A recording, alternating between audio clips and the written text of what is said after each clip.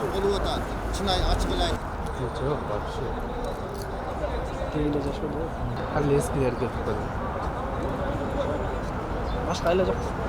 Hayır, şeyden prezident olsun bakalım. Ne güzel olur. Boşa koy.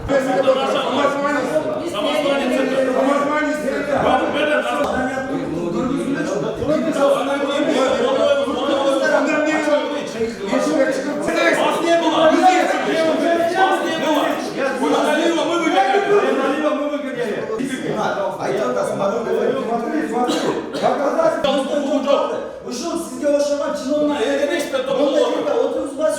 Yanlış bir iş.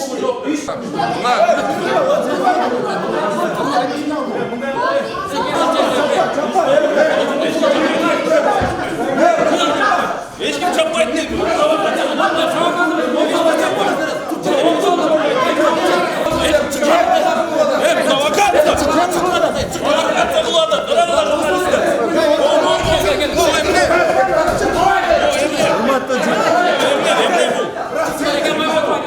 Bu yerde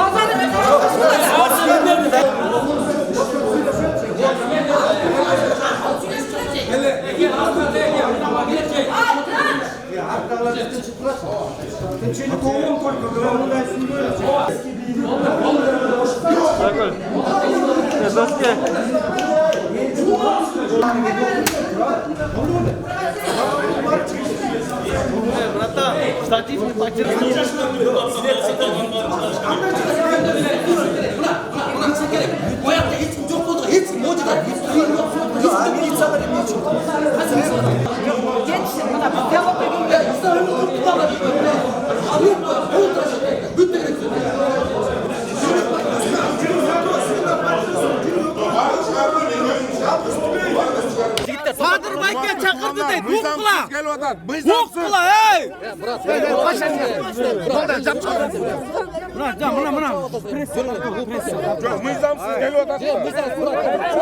Hay huk kula 5 minut hey! Ya bu hesapsız geliyor adam. Provokatör dışarıda çıkıyor. Tutmaçı.